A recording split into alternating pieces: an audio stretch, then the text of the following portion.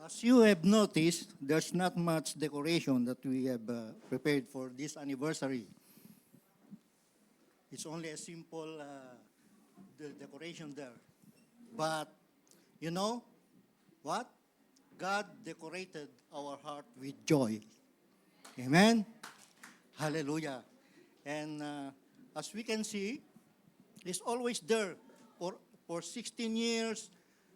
If all those things that has gone through, He put our heart with joy always. Amen? May mga pagkakataon na when it comes sa finances, andun. Pero sinusustain po tayo ng Panginoon. And we reached 16 years. Just imagine that. Palakpakan muna natin ang Panginoon. Amen? Hallelujah. Kaya napakabuti po ang Panginoon. Amen? Hallelujah. So before we go deeper of what has God that prepared for us this morning, nakasapatos ako, pwede ba? This morning, ay tatayo muna po tayo at ating pong i-recite ang ating vision ng Redeeming Grace Gate Community Church. Sabay-sabay po nating basahin, and after that, I will open up in prayer. Amen? Redeeming Grace Gate Community Church is a Christ-like community where everyone is a minister of God's Word, providing a divinely comforting home with passionate worshiping members, equipped and committed leaders, with abundant resources, reaching out people in the Philippines, in Qatar, and the rest of the world. Tayo po'y yumuko at tayo po'y manalangin. Hallelujah. Maraming salamat, O Diyos, sa iyong presensya sa araw na to. Natunay nga, O Diyos, you inhabit the praises of your people. Kaya, O Diyos, sa araw na to, aming muling tinatalaga ang aming mga puso, maging ang aming kaisipan, Panginoon, sa mga bagay na aming tatanggapin, O Lord God, sa iyong mensahe mo sa araw na to, Panginoon. Prepare our hearts, O Lord God, that it gives joy and unity among your people, O Lord God. Kaya, O Diyos, salamat na andyan kayo lagi upang pinapalahanan nyo kami, Panginoon, sa iyong mensahe, Panginoon. Kaya patuloy, O Diyos, na ako, Panginoon, ay nagpapasakop sa inyo, Panginoon. Batin niyo po ang nilalaman ng aking puso, maging aking kaisipan, O Lord God. Bilang iyong lingkod, Panginoon, na iyong gagamitin sa araw na to, ako'y humingi sa iyo ng kapatawaran kung meron man po, O Diyos, na nagawa ko, Panginoon, nakalikuan, Panginoon, na hindi ka lugod-lugod sa iyong harapan. Upang sa ganoon, O Diyos, sa araw na to, Panginoon, ay lubusin mo ang aking kagalakan, Panginoon, na may hayag, O Diyos, ang iyong mensahe mo sa aking mga kapatid, Panginoon, bilang mga anak mo, O Diyos. Kaya patuloy, Panginoon, na ako'y nagpapasakop sa iyo, Panginoon. Maging sa kanila, O Diyos, na makakinig, Panginoon, sa iyong mensahe, O Lord God. Buksan mo po ang kanilang mga puso at ilagak mo, O Diyos, ang salitang ito sa kanilang mga puso at manatili doon upang ito, Panginoon, ay maggamit nila, O Diyos, sa kanilang pang-araw-araw na buhay bilang iyong iglesia, Panginoon. Kaya maraming salamat, Panginoon. Purihin ka, sambahin ka sa Espiritu at katotohanan. Ito ang aking samot dalangin sa pangalan ni Jesus. Amen. Sige po, tayo po'y makaupo.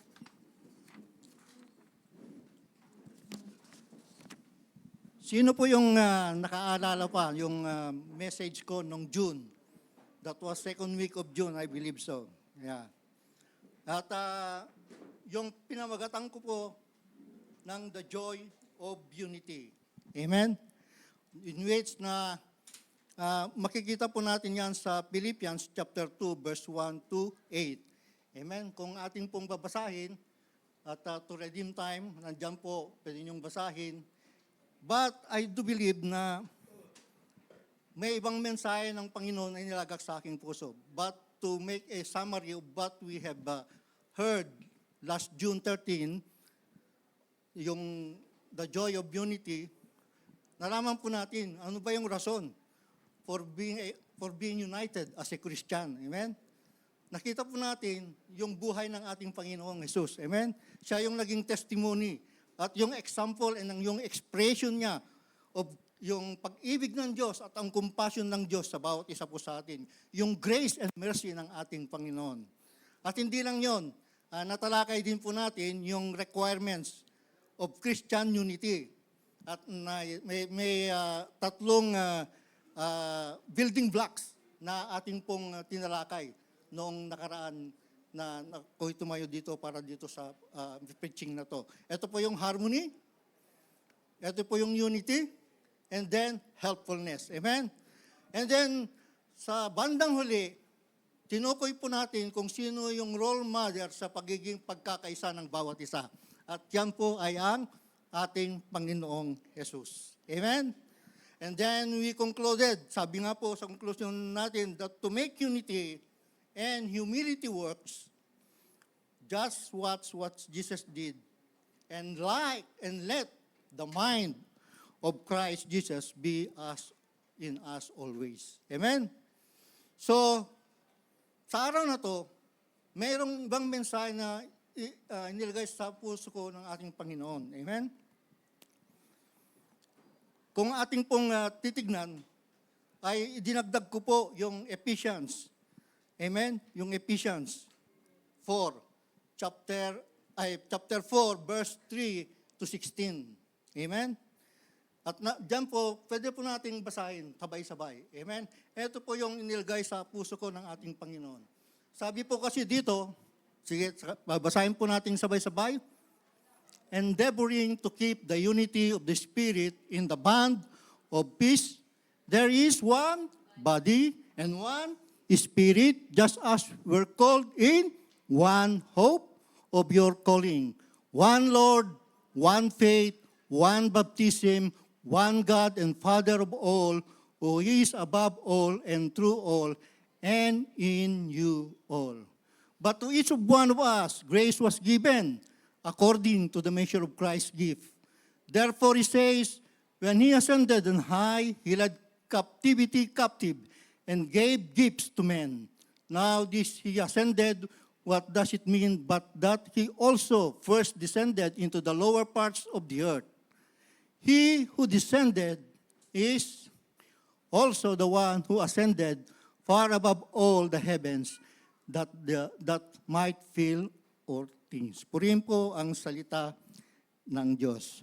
So, we will take or turn our Bible, if you have your Bible, in that verse or in that chapter 4, verse 3 to 16. At gusto ko po na we will talk about, this time we will talk about the unity in the church. We will talk about the unity in the church. Amen? Hallelujah. Praise the Lord. Now, tignan po natin, in that particular verse na binasa ko po at binasa niyo rin yun po, the scripture here is, we will check on Ephesians chapter 4, verse 3. Ano pong sinasabi po dito sa Ephesians chapter 4, verse 3? Paul says, we are to be endeavoring to keep the unity of the Spirit in the bond of peace. Di ba? Is not that beautiful? Amen? Endeavoring to keep the unity of the Spirit in the bond of peace. What a beautiful concept, di po ba? It's a very, very beautiful concept. If you will go also in Psalms 133, verse 1, ano pong sinasabi dito? Memory verse nyo na siguro ito. Behold, how good and how pleasant it is for brethren to dwell together in unity. Amen? Hallelujah. Pero sabi rin ng Bible, and the Bible also says that God hates him who sow discord among the brethren. Amen? So, yun yung warning doon. Now, etong unity po ito is a wonderful unity. Are we the one producing this unity? We do not produce it. It is called the unity of the Spirit. But, while we do not produce it, dapat we have to preserve. Amen? We have to preserve. Amen? And that is my prayer for this congregation, for this church, in the years to come. I don't know when I am living here with my family or my wife. I don't know when, but ako pa rin ay nagpapasakop sa aking Panginoon. Amen? I'm already 63 years old, and I don't know kung pwede pa nila akong i-renew. But I have the hope na mananatili pa ako dito sa Qatar. Amen? Hallelujah. To serve the Lord wholeheartedly. Hallelujah. Praise the Lord. Now, this unity is based on 3 basic concepts. Yung ating tatalakayin po ngayon sa araw na to. At ang una ay, the ground of our unity, sasabi nga, ang ground ng ating unity ay yung katotohanan. Amen? It is the truth. It is doctrinal and it is also spiritual. Amen? In which we can find that in Ephesians chapter 4. Amen? Because this one, it's hold up the entire spiritual enterprise of our church. Amen? No one can call himself a Bible Christian who does not believe these 7 basic truths, which are the foundation of our unity. Amen? Now, let us look again in Ephesians chapter 4, this time in verse 3 and 6. Endeavoring to keep the unity of the Spirit in the bond of peace. There is one body, there is one Spirit, even as we are called in one hope of your calling, one Lord, one faith, one baptism, one God and Father of all, who is above all and through all in you all. Amen? Now, gusto ko muling sabihin yung sinabi ko kanina, that the basis of our unity, the ground of our unity, is doctrinal and spiritual. Amen? So, let's think about now these 7 truths. Number 1, there is, sinabi po doon sa verse 4, there is one body. There is one body. Now, what is that one body na tinutukoy po dito? Alam niyo ba? That one body is the church of our Lord and Savior Jesus Christ. Tayo po yun. Amen? It does not say RGGC congregation. It does not say congregation. Amen? But there is one body. Sabi po dito, there is one body. The church is a spiritual body. The church is not a corporation with Jesus as the president. The church is a body with Jesus as the head. That's all the difference in this world. Now, there is a local expression of that body. A church is a unified body, here with pastors, here with deacons, here with ministry leaders, and even servants. And you need to be part of this church. We need to be part of this church. There is one church, it says here. Now, that brings unity. Amen? And may I say again, that if you are this unified person, if you sow discord in the church, number 1, you dishonor the head, Jesus Christ. Who is Jesus? And number 2, you wound and mutilate yourself because we are members of the same body. Amen? Now, there is not only body, there is also one spirit. Sinasabi po dito, ito yung pangalawa. Do you see that also in verse 4? One spirit. Here is talking about the Holy Spirit who will dwell in you when you receive Jesus Christ as your personal and Savior. Alam niyo ba, yung Holy Spirit is the substance of our life. It is also the strength or the secret of our strength. Amen? And the source of our unity. The Holy Spirit is the one who binds us together. Who tells us that we belong to one another. There is one writer, Dr. Vance Havner, a Christian, have said this: we're not to be wired together by organization, frozen together by formalism, rusted together by tradition, but melted together by one Spirit. Amen. Thank you.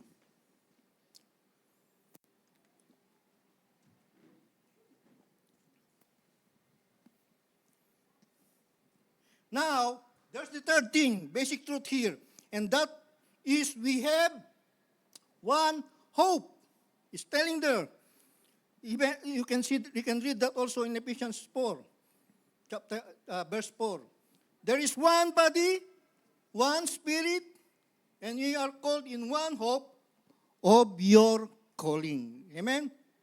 And what is that hope? Ano ba yung hope na yan? Amen? Anong klaseng hope na yan? Kasi marami po tayong hope sa buhay, di po ba? Pero ito po, it is the second coming of Jesus Christ. The Bible calls His coming the blessed hope. Amen? Kaya all true believers in Christ are waiting for Jesus Christ to come. Amen? You cannot call yourself a Bible Christian if you do not believe in the one hope. The second coming of our Lord and Savior, Jesus Christ. Ngayon po, we have people who have different views of the second coming. Meron yung mga technical terms na kanilang ginagamit. Millennial, premillennial, postmillennial. At maaaring kayo rin masasabi nyo, I don't understand this term. Well, let me tell you, mga kapatid, amen? You don't have to know the meaning of every detail to be expecting the Lord Jesus Christ to come again. Just humble yourself. Amen? Humble about this matter of prophecy and move from the program, kung ikaw ay nasa committee ka sa programa, to dapat ikaw ay put yourself as a welcoming committee, not a programming committee. You have to put yourself as a welcoming committee. And I want to say, even so, come, Lord Jesus. Amen? So there is one hope, and it is the second coming of our Lord. And I believe ngayon we are living in the closing shadows of an age. And our one hope, and the only hope of this world is the second coming of our Lord and Savior, Jesus Christ. Amen? Amen po ba?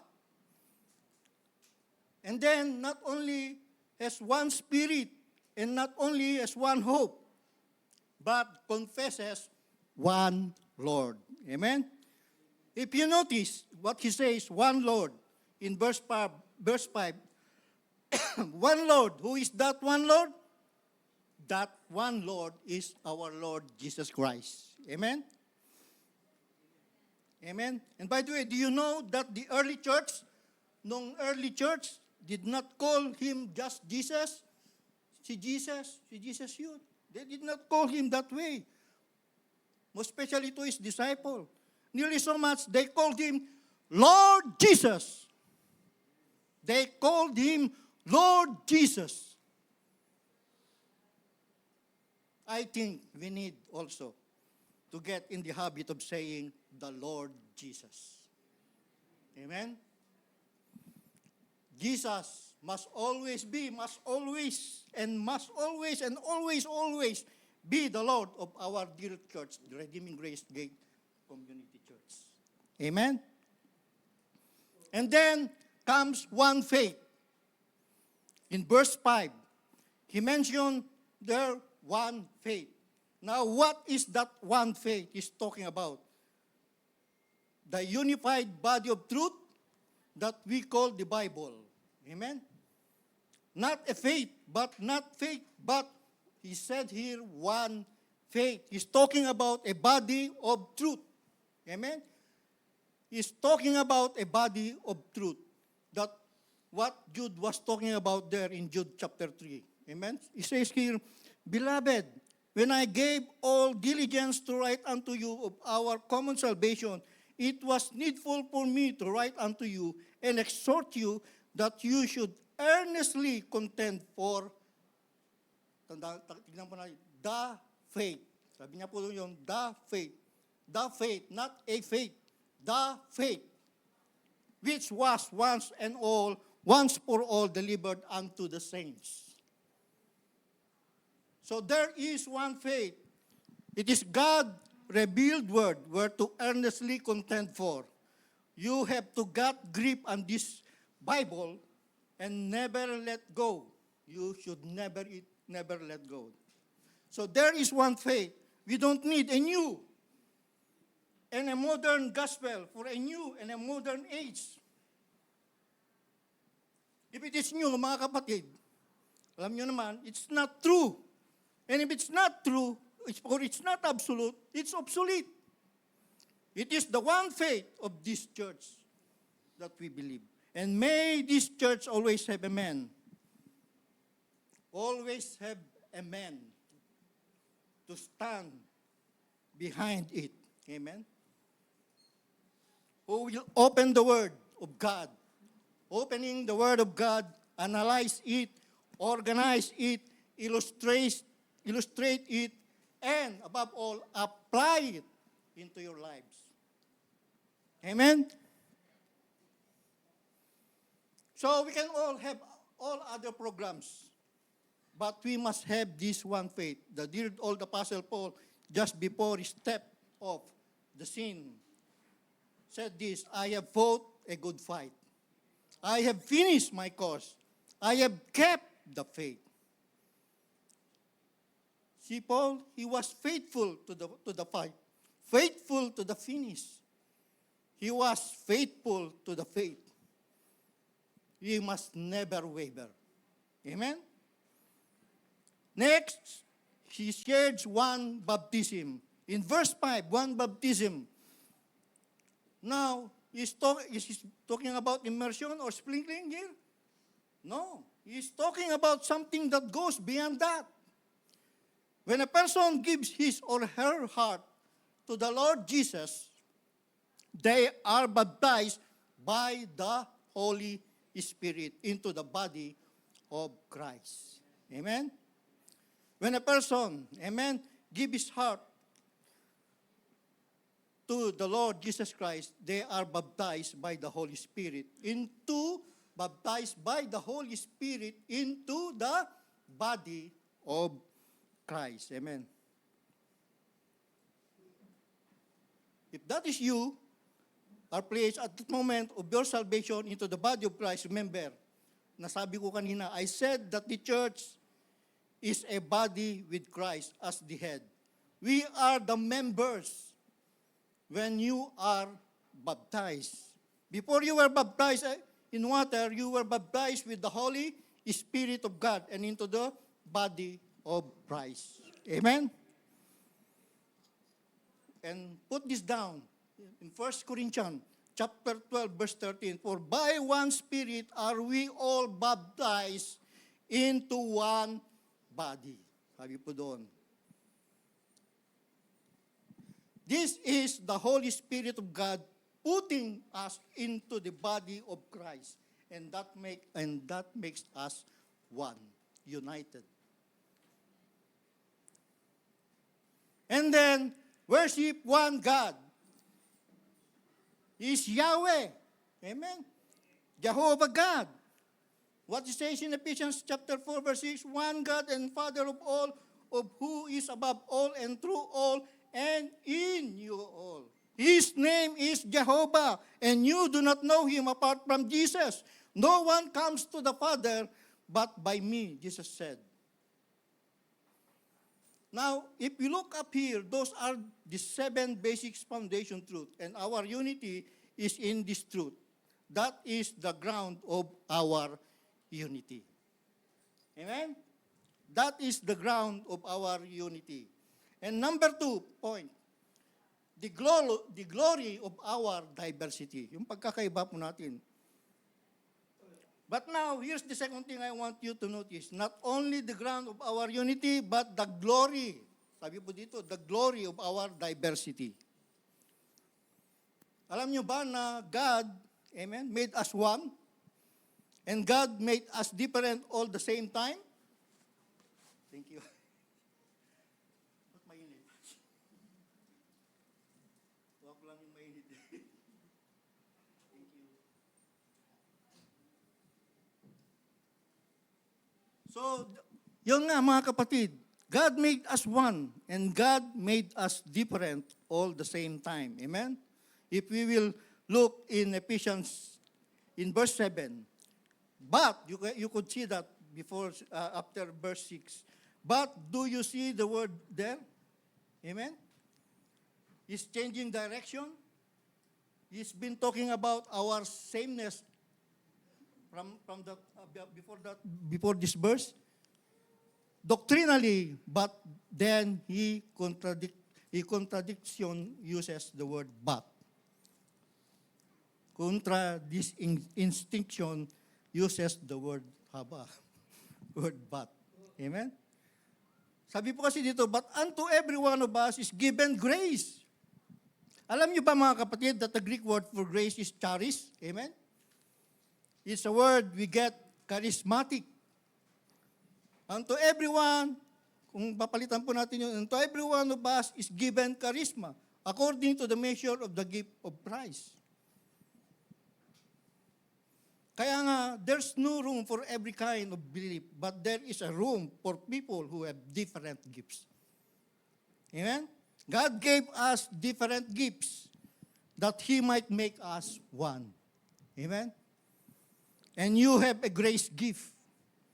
Unto every one of us, the scripture says here, is given grace. He has given us charisma. And God gave you a gift to serve Him. Amen?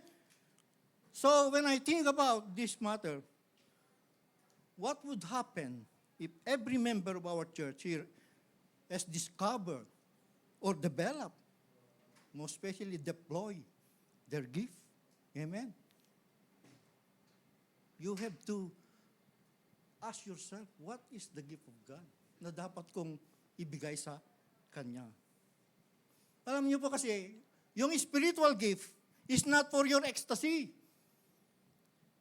It's not like you are dealing it like a toy. It's a tool. Amen? It's a tool. And you have a spiritual gift, and God gave you different gifts. God gave us gifts that are different to make us one.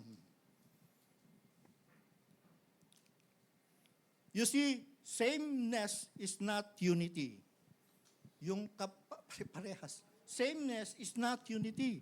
As a matter of fact, unity comes from diversity. Unity comes from diversity. Yung pagkakaiba ng bawat isa, yung gift na pinagkaloob niyo po sa ating Panginoon, pinagkaloob ng ating Panginoon sa atin. Kung ito yung pinagsama-sama, tayo po ay nagkakaisa. Amen? I'll give you a perfect illustration na lang. Ako at saka Sister Kit, I am a man, he is a woman. May pagkakaiba, di po ba? Siya po ay different than ako iba, siya rin ay iba. Pero yung difference namin, it draws up as one. Amen? It draws us as one. Husband and wife. Praise the Lord. Hallelujah. So God makes us different. God gives you a gift, and you a gift, and you a gift, and you a gift. Maraming gifts po dito na pinagkaloob po sa atin ng Panginoon sa bawat isa po sa atin. Amen? And we don't have, pero sabi po dito, we don't have to march in lockstep. Para bang pare-parehas yung step natin. Tayo, here as a congregation, divided personally, right? What we are divided over? Hindi po si Jesus. Siya po yung nagbigay sa atin ng pagkakaisa. We are divided over our differences only. Amen? Pero sa pananalig at pananampalataya, tayo ay binuo ng Panginoon bilang kanyang iglesia. Amen? So we are here. Nandito po tayo mga kapatid to glorify the Lord Jesus. And we're going to be one body in the Lord Jesus Christ. And so, there is the glory of our diversity. We are to celebrate. Amen? We are to conserve our diversity. We don't all have to sing in unison.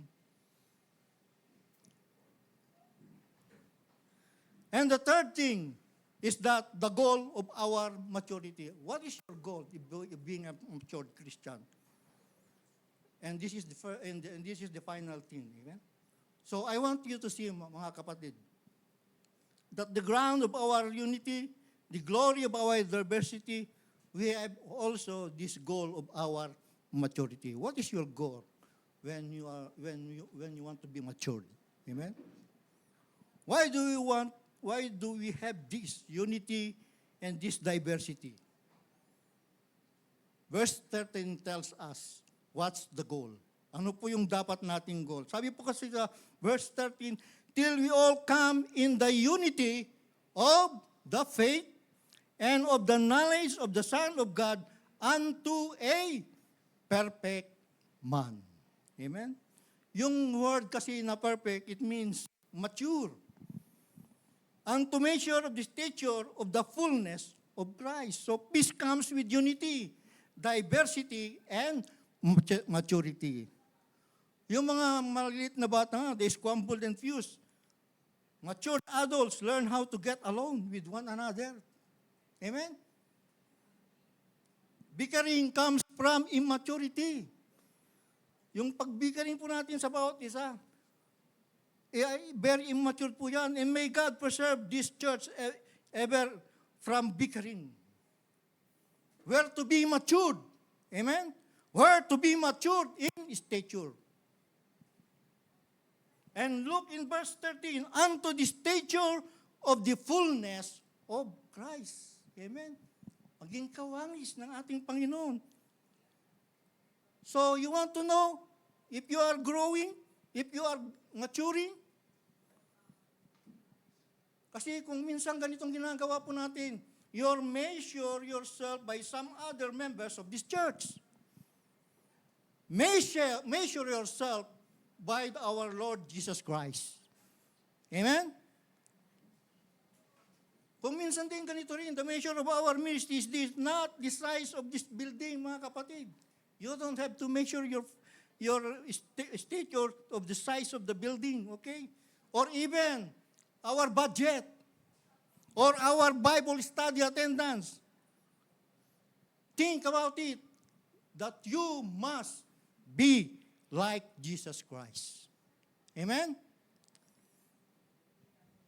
So we're to be mature in stature, and then we're to be mature in stability. If we will read verse 14, that we be henceforth no more children, tossed to and fro and carried about with every wind of doctrine by the sleight of men and cunning craftiness whereby they lie in and wait to deceive. So we have to get your peace on the rock. And who is that rock? Jesus. Paul told the Ephesian church, he said, I know that after my departure, there will come grievous wolves, not sparing the flocks.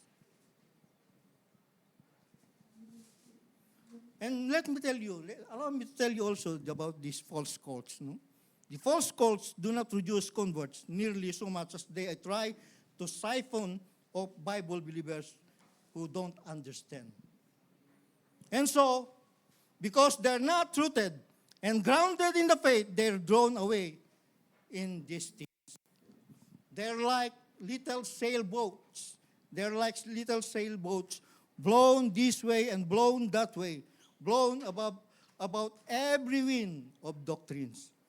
So look up here, mga kapatid. You get sinabi ko naman kanina, you get to grip on the truth. You get to grip on the Bible, what the Bible is saying. So these are the 7, and take a grip of the 7 basic principles that we just heard. Now, you can be different in a lot of things, but when you grow up, when you mature, you're going to be mature in stature, you're going to be mature in stability, and the third thing, you're going to be matured in speech.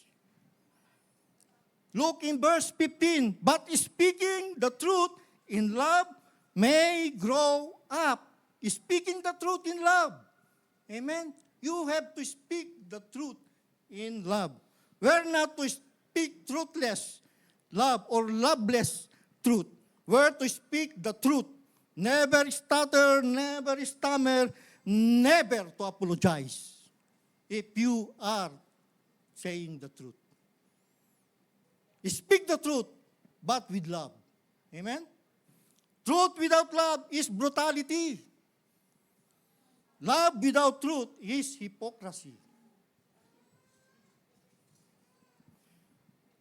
The Bible is a wonderful sword. You know that? It is a wonderful sword, mga kapatid. The Bible is a wonderful sword. So, don't make the Bible na nang bubuli ka. Amen? Don't make Bible as your instrument or tools to bullying others. Or are being argumentative over the differences of each and every one of us. Yes, we never jettison the truth, but we speak the truth in love. Amen? We're mature in stature, mature in stability, mature in speech, and the fourth one, mature in service. Amen? We should be mature in service. And if you look in verse 17, it says, for whom the whole body fitly joined together and compacted by that which every joint supplieth, according to the effectual working in the measure of every part, maketh increase of the body unto edifying of itself in love. Amen? Nagets niyo po yun? Sabi po ko kasi dito, each part,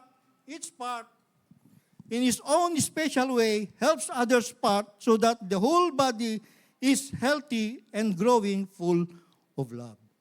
Ako, for 3 weeks or almost 4 weeks now, parang paralisado itong tatlo.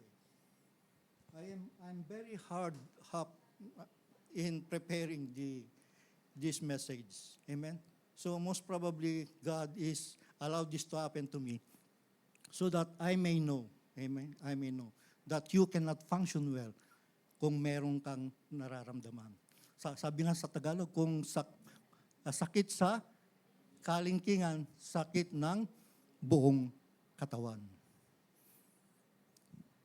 Kaya yun po, amen, dapat nandun na tayo ay magkaisa. So he speaks here of the joint. Eto na, di ba may joint din yan? What makes my arm operate like this, there's a joint there. Amen? How come my finger go like this? Because there's a joint. Kaya nga, if we will look the Greek word of joint, the Greek word of joint is harmos. It is the word we get from word harmony. Harmony. Amen? So sabi nga po dito, is saying that the body is to be flexible. So, it should be flexible. Hindi yung nahihirapan, di po ba? Dapat flexible. Amen? Hindi yung nahirap-hirap ka na itaas yung kamay mo. Dapat ganun lang. Oh. Amen? Flexible. Yung body. And the body is to work together. Sabi nga po dito, is to work together. Amen? The body is to be coordinated. Where is coordination here?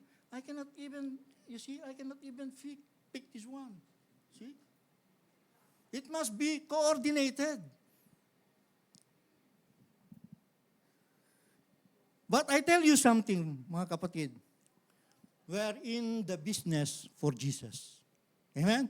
We're in the business for Jesus, para sa ating Panginoon. At you don't ever forget that. Kaya nga, if my ministry makes difficult for your ministry, amen? There's something wrong with what you're doing. Or what I am doing. Or we're both doing.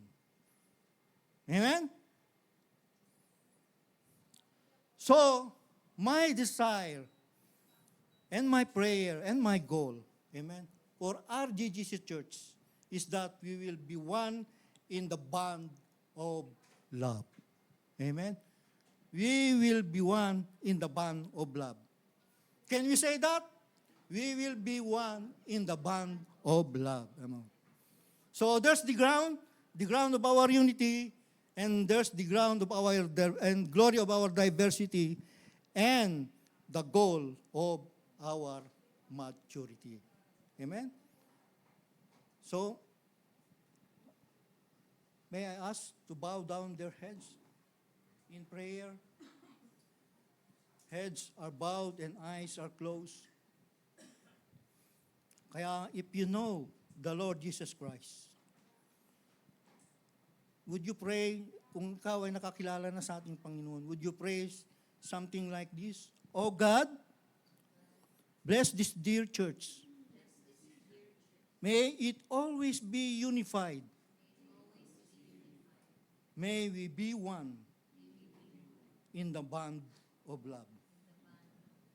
And to those who did not receive yet our Lord Jesus Christ as your personal Savior, there is a blessing, there is a glory, amen?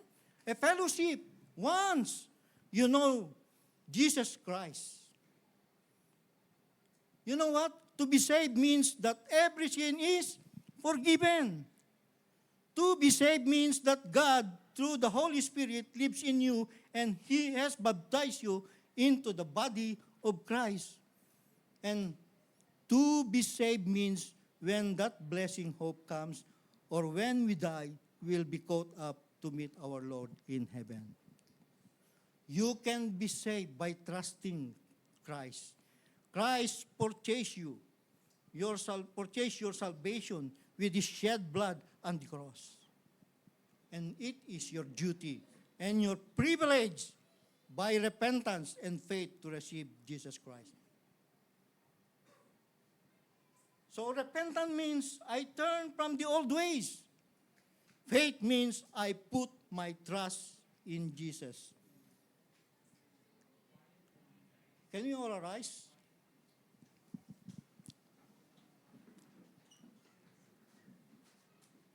So if you like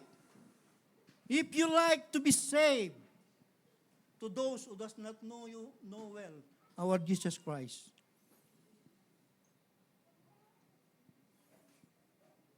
remember, it is your duty and your privilege at this point of time, by repentance and faith, to receive Jesus Christ. If you like to be saved, close your eyes, meditate on it, on this prayer. Amen? Make it true in your life. Pray a prayer like this. Lord Jesus, come into my heart, forgive my sin, cleanse me, and save me. And Lord, begin to make me the person you want me to be. In your name I pray. In Jesus' name, in our Lord Jesus' name, I pray. Amen. Hallelujah. So let us close in prayer. So merciful Father, we lift up your church to you. You have created us with unique gifts and diverse backgrounds, yet you call us to be one in Christ. We pray for all Christians across every denomination to be drawn closer to you and to be one another. Forgive us our pride, Lord, for the times we have prioritized our own views over loving our neighbors, and for allowing divisions to fracture your body. Heal the rift that separate us and help us overcome division with the spirit of humility and reconciliation. Holy Spirit, you are the bond of peace. Fill us with your love and grace that we may be eager to maintain the unity you have given us. Help us, O Lord, to build one another up in love, to listen with compassion, and to work together for the sake of the gospel. May our unity be a shining light in a divided world, so that all may see your love in us and believe that you sent your Son, Jesus Christ. We ask this in the name of our Lord Jesus Christ. Amen. Hallelujah. Thank you, Lord.